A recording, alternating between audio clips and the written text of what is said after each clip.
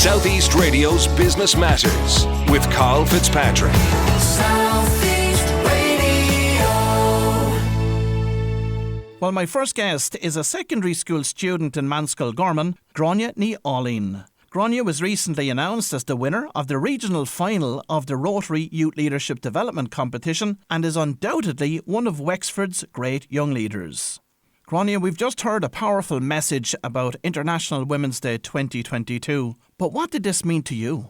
Good morning, Carol. Thanks for having me. Well, the poem, I think, is a wonderful piece, and it displays and it shows us kind of all the issues that women face in all different areas and aspects of life. You can fully understand and grasp the message and the issues that we have with bias and discrimination and stereotyping in our society.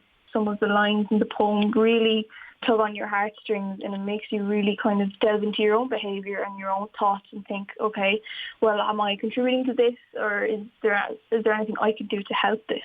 And Gráinne, what points specifically within the poem resonated with yourself?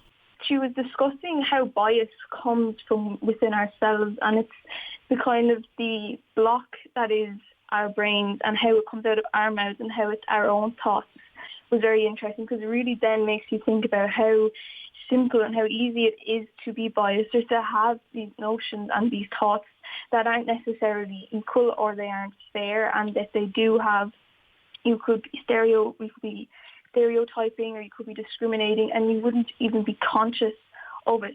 It was very descriptive and it was very thought-provoking.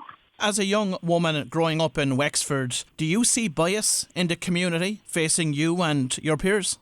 Well, I definitely see a lack of female representation, and I see a lack of female leadership in Wexford sometimes when I look around, and especially when I was growing up, I would have been very interested in sport, for example, and I wouldn't have seen many female role models and female leaders in sport. When I was younger, you would always be looking kind of towards, the men's sport and all that, and that is perfectly okay. But then when you roll, you kind of start thinking, well, where were the girls like me, and where are the girls' teams that I can play on?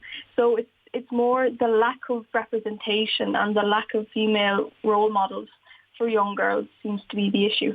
And in your opinion, what needs to be done from a practical perspective to address this? I think we need to encourage young girls into activism and into politics and encourage them into these different areas of life that are at the moment underdeveloped and underrepresented. We need to show them pathways, and we need to show them that they can be whatever they like to be. We have been hearing in media reports recently about female politicians getting a disproportionate amount of abuse of all sorts across social media. Is that a major problem that will hold people back from entering the world of politics as females? I do think so. I think these days social media is so accessible, and it's so easy to log on to your social media accounts and to see all this hate and all this awful discrimination and things like that. It's just so easy to come across this, and it's very disheartening, because a lot of the times you could see a female leader and she will be discriminated against or hated on for something that she can't control, or just a feminine trait that she may have. She would be receiving abuse for things that men wouldn't be receiving abuse on. That they would be directing their anger towards her personally and not her political views or her activism and her choices. Is this bias caused by judgmentalism, or is it something that's even deeper rooted in her psyche? I think it all is society, and I think it's from a young age we are programmed to have these thoughts, and there are different things. When you're younger, it's your mechanics are the men, and then your teachers and your nurses will be women, and that pink is for girls and blue is for boys. And I think that comes in at such a young age that it's just programmed into our system, and when we are older we have these thoughts because the roots of our thoughts have already been ingrained in us from such an early age. So it's difficult to deprogram and to kind of forget these ways when they've been with you for so long. What long-term effects then does that have on society in general?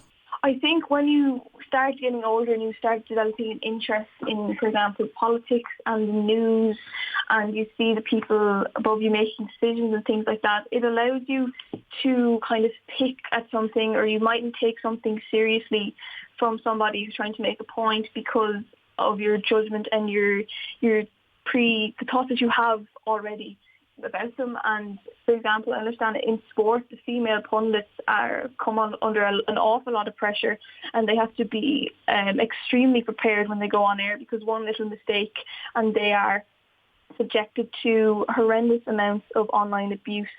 And, they have to deal with a lot more than their male pundits in regards to that. And Gráinne, what role do young men have to play in bridging the existing equality gap? I think it starts from the friend groups and their friends and talk, and I think it's called kind of locker room talk, and it starts with stopping that talk, or becoming aware and analysing and knowing that someone is saying something that's not right and it's horrific, and you need to be able to tell them to stop and be like, no, that's not okay. So I think it very much is what men can do with other men, and how they can stop this kind of behaviour at a young age, that they can then, when they grow older, they will have more of an understanding, and they can analyse these thoughts and understand why they have these thoughts, and they can put a stop to them. Now, you recently won the regional final of the Rotary Youth Leadership Development Competition. How have you demonstrated leadership in your own life to date, and are there any accomplishments which you're particularly proud of?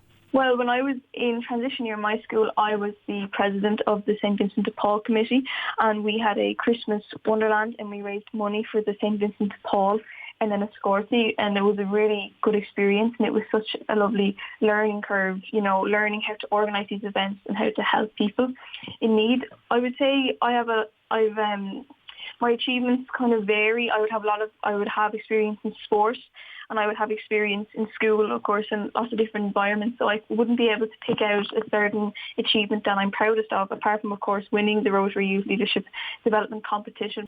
And what characteristics make a good leader, in your opinion? In my opinion, a good leader needs empathy. And I think a leader needs to be able to look at situations and see people for who they are, and not just the statistics and figures. And a leader needs to be somebody who can unite people, who can bring everyone from lots of different backgrounds and areas all together, and they can work together and work towards something good. A leader needs to also be able to hold their ground. They need to be able to stand by what they think is right. They need to be able to communicate with everybody, treat everybody fairly and with respect and with kindness. So is there any particular individual standing out in that regard for yourself? Well, of course, with COVID-19 being so kind of topical and so prominent in our lives the last few years, I would have a look at Jacinda Ardern, the President of New Zealand, and how she dealt with coronavirus and her zero COVID strategy. And in regards to coronavirus, the female presidents, the death rate of COVID-19 in their country seemed to be a lot less in comparison to the death rates of people in the countries with male presidents, which is an interesting factor, because if you flip it then, you look at the economic effects. In the female-led countries, the economy suffered far worse than the economy in the male-led countries. So it's a very interesting issue. But I would have to say Jacinda Ardern and how she dealt with COVID in New Zealand. Well, if you've just tuned in, that was Gráinne Ailín, winner of the Rotary Youth Leadership Development Competition, and Gráinne certainly has a bright future ahead of her. Southeast Radio's Business Matters with Carl Fitzpatrick. Southeast.